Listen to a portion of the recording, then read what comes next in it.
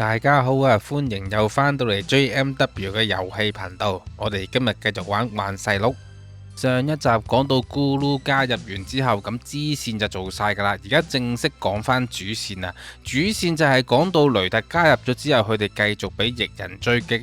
咁佢嘅故事之後會係點樣？我哋繼續睇睇。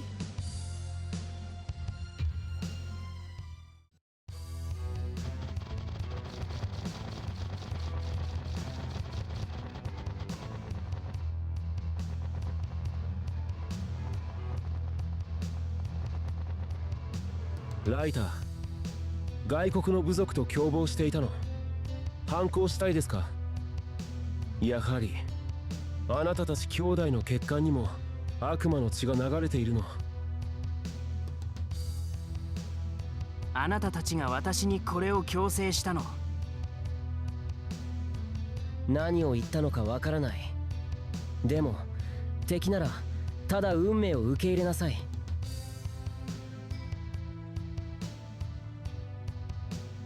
マキシ、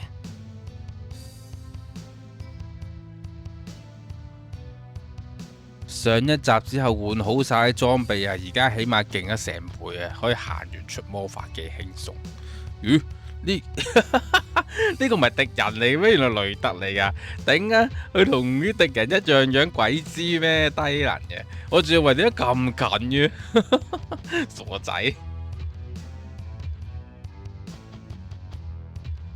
而家中段開始啊，要有啲戰術先得嘅，會俾啲怪夾攻你呢，咁你前後俾人包抄就好易死，所以而家開始要慢慢諗下點打，就冇話之前嗰啲關咁輕鬆。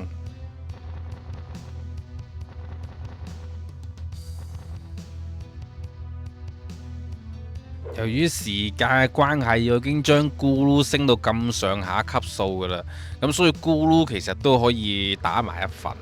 咁呢，我慳時間呢，我就會將隻坦啦、咕嚕啦同佢法師擺喺後邊。咁玩過都知呢一關會前後啦夾你啦，咁但係其實有一個方法咧可以好輕鬆嘅過關，大家睇落去就知。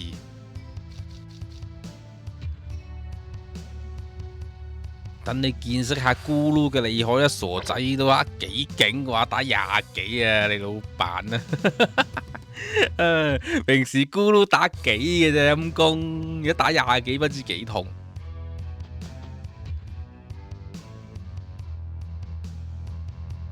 魔法フェニックスファイア。幾關前我已經講啊。其中之一個玩法幾輕鬆，就係將個雪拉個速度提升到第一啊！咁而家都做到啦，你見佢第一個行，所以係勁方便。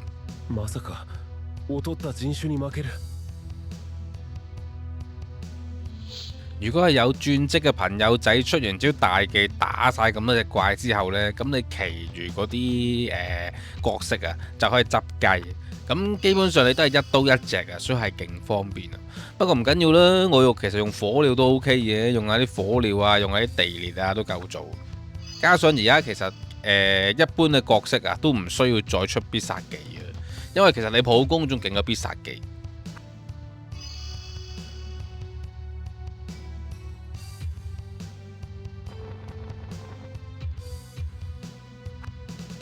呢啲關係好鬼陰濕嘅，記住用阿雷特攞咗啲隱藏道具先啊，因為要飛出去嘅。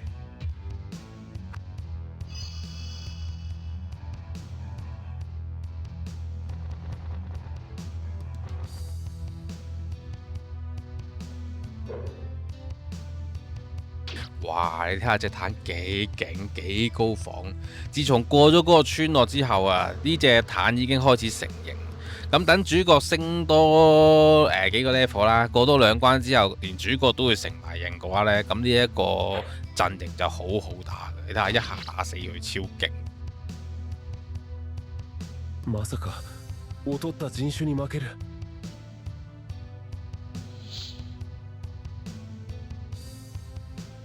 不過講真，咕嚕你都唔好咁大期望佢有啲咩作為啊！講真，頂多都係攞嚟幫手飲下神威啊，執下啲隱藏道具咁咯。因為之後都會有啲機關啊要去幫手搞。魔法フェニックスファイア。呢一關開始會走嗰啲魔劍士出嚟啊！嗰啲魔劍士好鬼勁抽嘅，陣間呢，你見到佢就知嘅。まさか劣った人種に負ける。你可以理解成為我之前講嗰啲肥呆啊，嗰啲重甲嗰啲肥呆呢，你普攻打佢咪扣好少血嘅，類似就係嗰啲咯。咁嗰啲魔劍士就係獸版嘅進階版咯。佢又識出魔攻還魔劍士啊嘛，佢最低能係會識出嗰啲 buff 技嘅，即係例如麻痹啊呢啲乜低能技啊、衰弱啊呢啲乞人憎嘅buff 技打中你呢，你基本上同弱智係冇分別嘅，所以呢，一定唔可以喺佢嘅魔法攻擊範圍，佢普攻都算啊，真係呢啲咁嘅 buff 技真係唔中得嘅。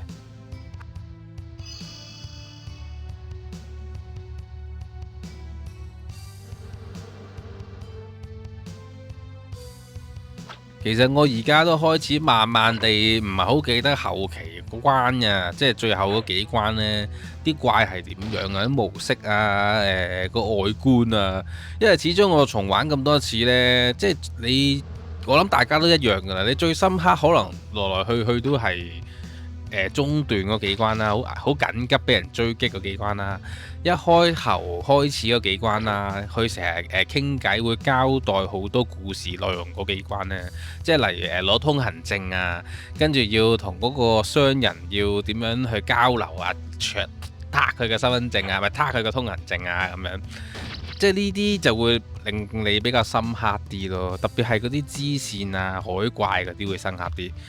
即係就於我立場，我去到最後，其實我而家都唔係好記得個最後打到嗰樣係點嘅，即係我淨係記得第二個最後打到個樣咯，即係第二個結局嗰個樣咯，其他我都唔係好記得。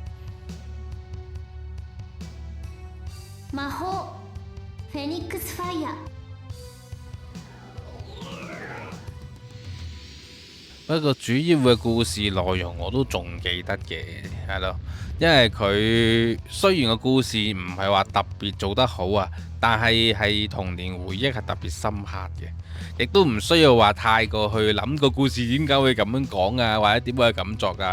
其實90幾年嘅故事好多時候都唔會話寫得好完美啦，同埋以前呢，其實你睇下以前啲戲啊，同埋以前啲 game 呢，其實唔係好多 happy ending 俾你嘅，好多時候啲人都好中意揀嗰啲好圓嘅結局嘅，即係例如。你會有一種好鬱悶嘅感覺咯，一句講晒，就好似以前你睇男兒當入樽咁，喂，點解你去到全國大賽唔繼續做啊？咁當然而家就好似有一套生王啊嘛，就繼續做啦。咁但係以前你細個睇嘅時候，你會覺得喂，點解唔寫埋落去啊？點解唔出埋落去？你就會有一種咁嘅感覺咯。其實90幾年嗰啲 game 啊，嗰啲故事全部都係咁樣嘅，所以我都對呢個故事我冇咩評價。我覺得你咁作咪咁作咯，作者中意點寫點寫都冇乜所謂。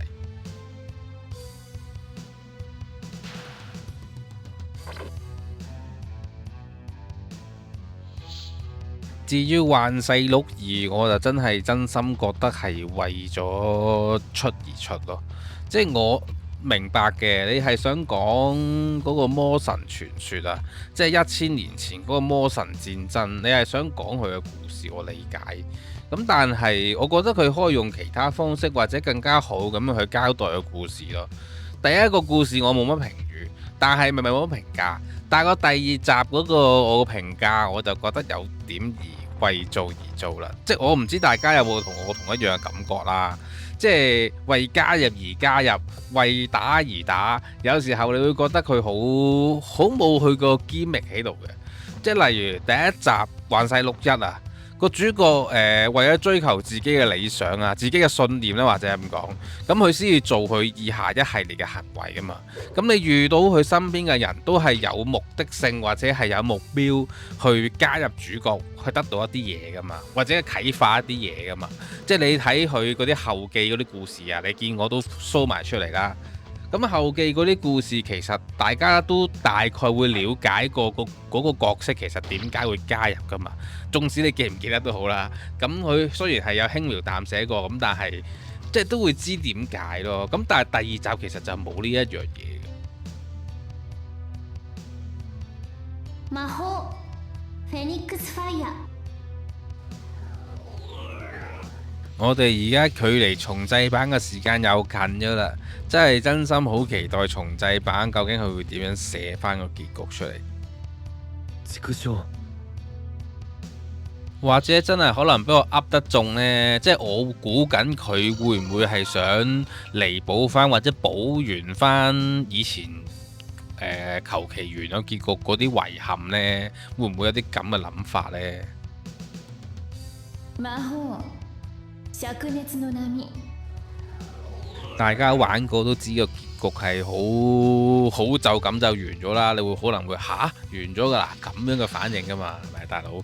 即係好似你睇高達 Steed 咁啊，你射完碌爆出去，跟住捅完人哋一下爆炸，爆完炸完咗㗎啦，你會好黑人問號咯。咁你後續嘅嘢呢？咁你後記你都要講下噶嘛，大佬，你唔係就咁就完咗啊？不過 anyway 啦，咁你以前高達0079嘅時候都係咁樣完嘅，咁但係你作為一個2000年後嘅 game 啊，2000幾年出嘅，而家2020幾年，你冇可能再係咁樣就完咗佢噶嘛？你實會俾人鬧啊，實彈到你黐線。其實我覺得奧丁好有難度嘅，其實呢個挑戰都好大嘅。第一，你真係可唔可以突破到你以前嘅傳奇啊？以前嘅童年回憶，人哋心目中嘅神作，你能唔能夠超越佢呢？因為你做重製啊嘛，就好似你鋼之煉金術師咁樣 FA 同唔 FA 嘅分別，雖然唔係原創，咁但係你認為鋼之煉金術師 FA 如果再出個重製，可唔可以超越翻 FA 啊？咁我相信大部分嘅人都明白係冇可能啦。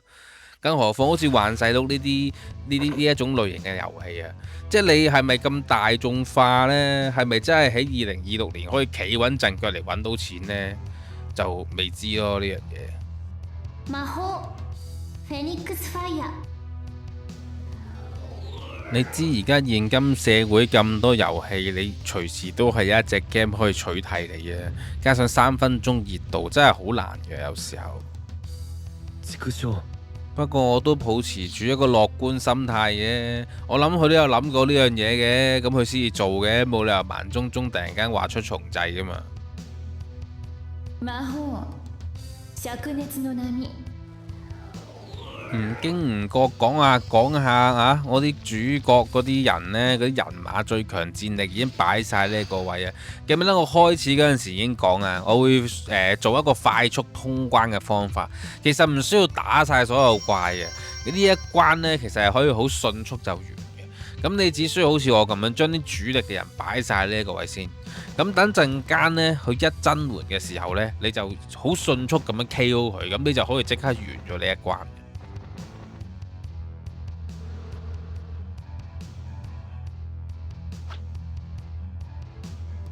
話就話係速通，但係速通之前呢，都記住一定要睇下佢有冇啲咩特殊裝備喺個身嗰度啊！即係例如，如果有時佢會有一啲加工啊、加速度啊，又或者係啲裝備啊，因為佢係好隨機，所以咧喺過關之前一定要睇咯。我就唔會隻睇嘅，通常呢啲 boss 會睇啦，啲魔劍士會睇啦，或者特殊怪會望一望咯。咁其餘之外呢，我都係唔會睇嘅，因為就算有我都費事嘥時間。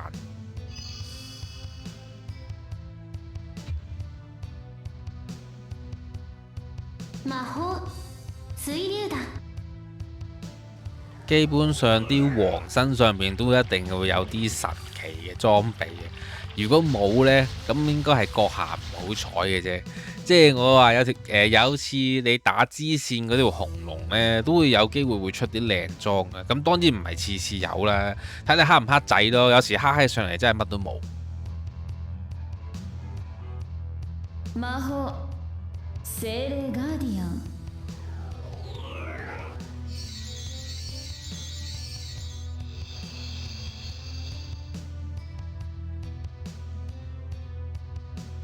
但係我咁早就擺定晒啲人喺度，好似做咗少少。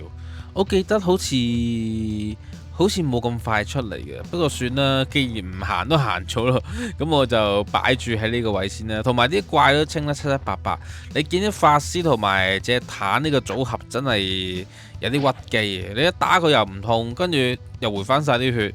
隻法師出一招技啊，打咗一大半啊，勁爽咯，又清得快。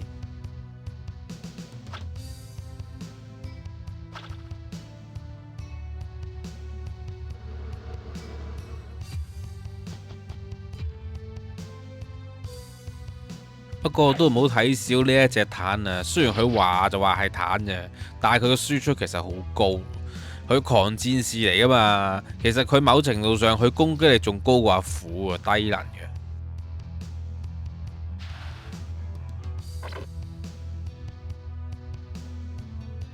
畜生，你睇下咕嚕幾勁，一下執咗個尾刀啊！有時候咕嚕咁樣用都唔錯，因為慳好多時間。魔法呪い。唔知道佢最新嗰個重製版會唔會有一啲係可以 skip 咗個戰鬥畫面？即係嚟你想睇又開，好似機戰嗰啲咁啊！你想睇先開，你唔想睇啊，索性唔開，咁啊直接普攻一下，見佢喐一喐咁就算咯。哇！頂你啊！咁鬼多增援嘅大佬。逃げるな反逆者。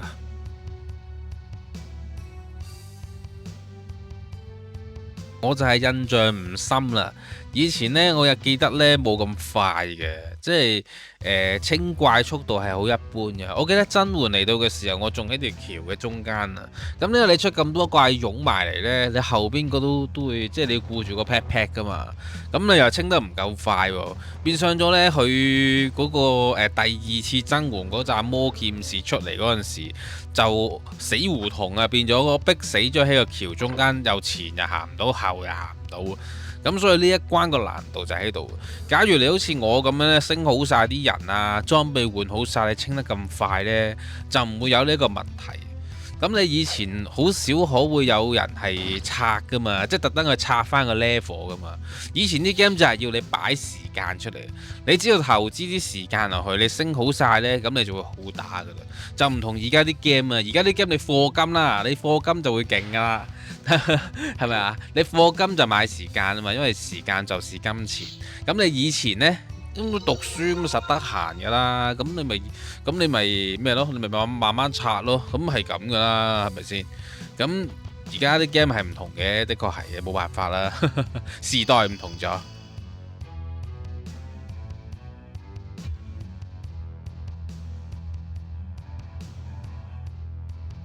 魔法精霊ガーディアン。以前嘅遊戲啊，就算你係要坐喺度煲勁佢啊，你都覺得值得嘅，因為真係自己好似你自己努力過升佢嘅 level 啊，打啲裝備咁你先通到關，同埋佢係要你啲時間啊嘛，咁你要真係乖乖咁坐定定打啦。咁你先至可以勁咯。咁呢一個模式其實喺90幾年係好 work 嘅，因為以前個個都會咁樣打機嘅啦，係咪先？以前網吧都好成行成市㗎，你行過幾個街口都有一間網吧喺度㗎，同一道理啫嘛。咁你唔知大家有冇玩過以前嘅 PS2 呢？有隻魔戒，嗰個叫魔戒嘅 game 仲癲啊！你玩每一關係要起碼用你成2個鐘頭時間去玩嘅，但又唔知點解又會俾佢吸引到喎。以前好中意呢，就同啲同學啊，叫啲同學一齊買完麥當勞啊上嚟，咁啊踢下 Winning 啦，踢下 FIFA 啦，咁跟住呢，就會玩下啲火影忍者，跟住又會玩下魔戒。咁通常呢，你一玩到魔戒呢，就唔使走噶啦，即係啲同學都要翻屋企啊嘛，你夠鐘。咁但係玩得魔戒係2個鐘喎，大佬，同你玩 Warcraft有乜分別啫？起碼閒閒地都成1個鐘頭起步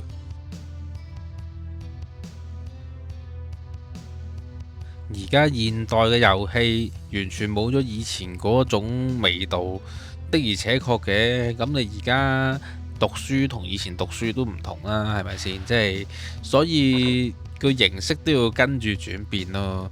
就正如我而家咁樣講，其實我都真係有啲擔心還細路重製版會唔會跟得上咯？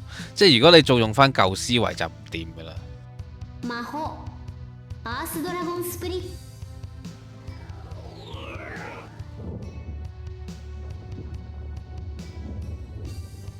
不過呢度講起呢，幻世錄一個故事啊，啱啱講到話佢嘅故事係有啲唔係咁好啊嘛，做得即係寫得冇咁好啦。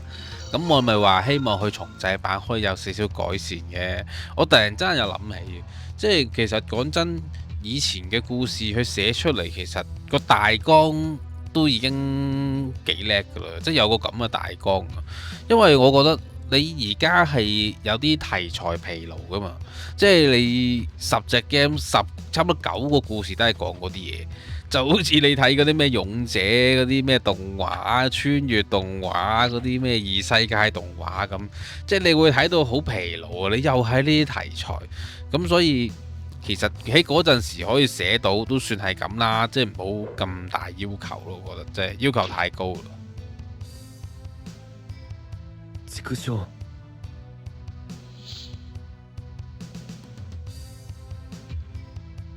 喂，大佬出嚟未啊？等咗咁耐，增援啲怪都落晒嚟啊！我擺定晒個陣，跟住開晒啲 buff，等佢都未到嘅。一陣間啲 buff 夠鐘啊，我開嚟係白開啊，大佬！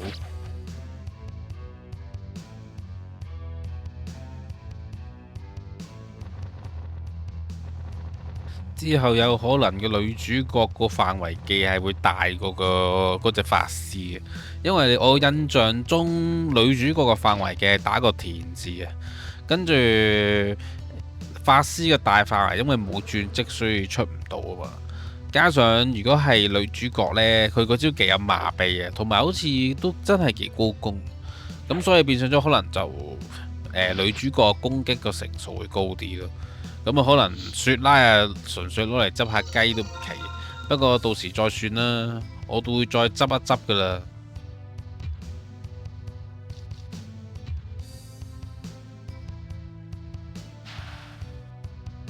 你睇下咕嚕攞嚟扣血幾好使好用，不過話你聽，我咕嚕都唔會俾佢死，我寧願幫隻咕嚕回血啊，我都唔會俾任何一隻係我控制到嘅角色死，除咗我控制唔到冇得講啊。魔法フェニックスファイヤー。而家中段啲關啊，啲怪鬼死咁多，真係好麻煩。我最唔中意打就係翼人啊！翼人鑊鑊嘢都唔衝埋嚟同你打嘅。如果你行到去近距離打，即係好似打嗰隻坦咁啊，我反擊都反臭你，反到你懷疑人生啊，大佬！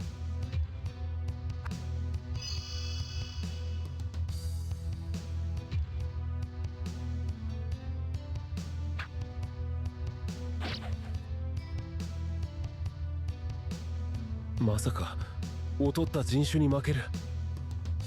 你睇下而家啲角色幾輕鬆，全部都唔使出必殺技。你過完2關之後又入咗另一個世界㗎啦。而家去係咁已去咗個村落之後，已經搞到咁樣啦。過完2關嘅神秘男子之後，哇不得了啦，簡直就係變咗 BB 仔難度都唔出奇啊！大佬。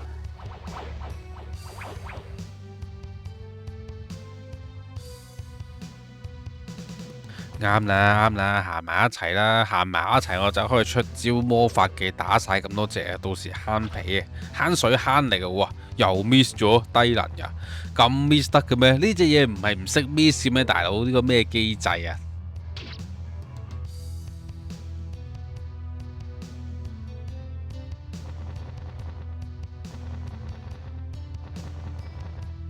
睇落去貌似差唔多會增援嚟到喎，因為我記得打呢度呢，好似打半個鐘頭鬆啲啦，5個字到佢就會出增援嘅，唔會拖太耐。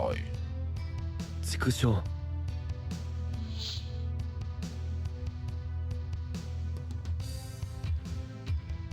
我話你聽啦，咕嚕一定唔可以死啊，要回翻血啊！強迫症發作啊，大佬！魔法フェニックスファイヤー。基本上隻法師行過嘅地方都寸草不生嘅啦，俾佢燒到化為灰燼啊！啲怪下下都俾佢燒死。まさか劣った人種に負ける。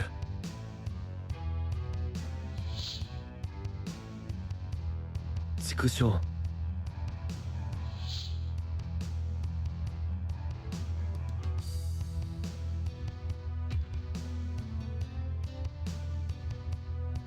魔法灼熱の波。嚟未啊，大佬！你等我苦苦堅持，係咁幫佢主角出緊呢啲加工加防，但係呢，諗深一層呢，好似又冇乜用喎，因為速攻啊嘛，我諗住速通呢一關呢，其實唔需要話單一咁加死嘅主角嘅。不過見到呢啲飛下經驗值，我都好忍唔住手。哇！原來其他角色都開始追得到主角噶咯，其實我都冇留意嘅，一味係咁升下都冇計過條數。但係其實而家就咁打下，大家都26、27啦，都差唔多30咯，係主角高少少，因為主角要成日執尾刀先高咯。まさか劣った人種に負ける。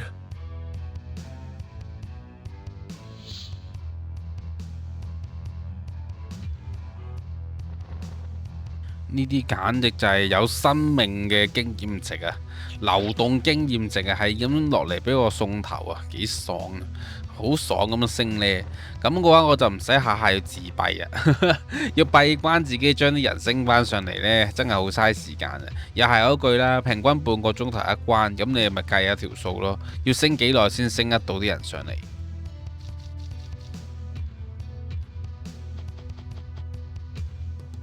太好啦！佢哋終於嚟啦，唉，等咗你幾耐啊！誰が？あなたはレナード。この美しい女性は私に何を望んでいるのでしょうか。私の名前はクロッティ。あなたは私たちの計画を強化していって、それであなたを殺さなければなりません。計画は何ですか？あなたは誰ですか？知る必要はない。本当に敵を作ってしまうよ。どこへ行っても敵はいる。ライ、気をつけて。彼らは普通の人ではない。知っている。今關開始多咗好多逃走啊！咁我係顧名思義，我係唔會逃走嘅，一定要打到底啊！魔法呪縛。啱啱講過啦，一開波呢要束縛佢，等佢呢唔好出到技。咁你增援一定要等一個回合噶嘛，你喺呢一個回合就將佢打死呢，咁你先至可以過關嘅。咁你見到啦，而家有力資源啊，咁啊啱晒。我就係話會有呢啲道具嘅，咁我順便削下佢血先。クラエ、ウィンドウルフ。你見到就算出大絕啊，其實你未必扣佢好多嘅，睇下都係扣嗰50幾，咁所以就要成隊人一齊出大絕圍佢，你先可以速通嘅。但係我正係啱啱所講啦，一定要撻晒佢啲嘢先，咁啊撻正條底褲就啱啱好噶啦。喺呢一度有個小 tips 啊，就係呢，其實你用金手指撻佢嘢呢，佢係有機會 miss 嘅，咁所以你唔想做多餘嘢呢，你可以右 click save 咗先。咁你戰場 save 呢，你真係撻唔到都可以 reloading 啊嘛。咁所以就係咯，所以就唔需要搏嘅。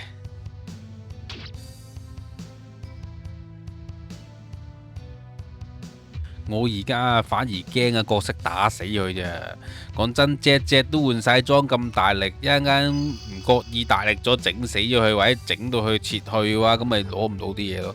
咁所以趁嗰隻刺客啊，即刻隔離左右啊，即刻幫佢回晒嗰啲氣力先啊。咁等佢可以即刻出呢個偷嘢，咁撻正條底褲就可以直接完呢一關，因為佢個故事話俾你聽，你要擊敗咗佢，你先可以過關啊嘛。但係其實如果真係以正確嘅故事嚟講呢，應該就係擊敗晒所有役人，跟住佢哋先至同佢哋打嘅。正常個故事應該係咁樣咯。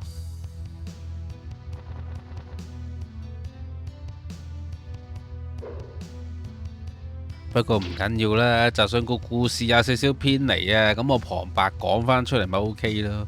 其實都唔會偏離太多嘅，講真，你故事條主線係咁樣去啊嘛。除非你好似我之前玩嗰隻叫做乜鬼啊《夢幻模擬戰》嘅 PS4 版啦，咁你可能做一啲嘢就會影響結局嘅，咁樣就真係麻煩啲。咁唔係嘅話，你好似而家咁，其實做乜個結局都係一樣。記唔記得之前啊去救條村啊都係咁啫嘛。畜生。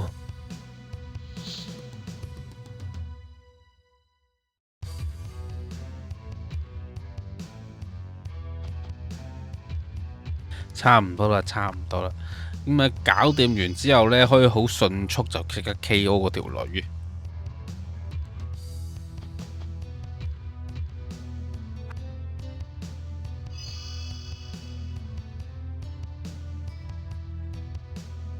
嗱，你睇下幾方便，用金之手啊，將條女撻到整翻條底褲啊，佢都未喐到啊！我仲可以撻完之後殺埋佢都仲得，所以呢一關其實冇你哋想象中咁難玩嘅。有陣時佢就係得一個世界之業呢，咁等你撻一次就殺啦。你睇我而家撻兩次佢都仲唔喐到咧，搞掂，即刻可以殺得啦。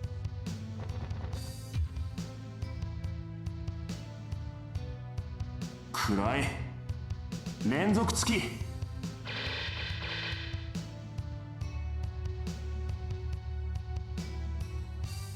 レナード、さすが王があなたを高く評価するのも不思議ではありません。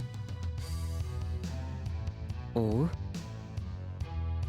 今回は君が勝ったよ。本当の勝者は次回決定します。撤退する。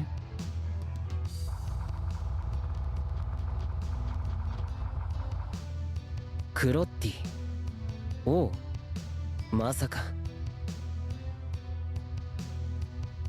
彼らはどこから来たのか、こんなに力のある人のことは聞いたことがありません。今後の道のりはさらに困難になりそうだ。第18集就打到嚟呢一度，多謝大家收睇，記得分享、讚好同訂閱我嘅頻道啊！我哋下一集見，拜拜。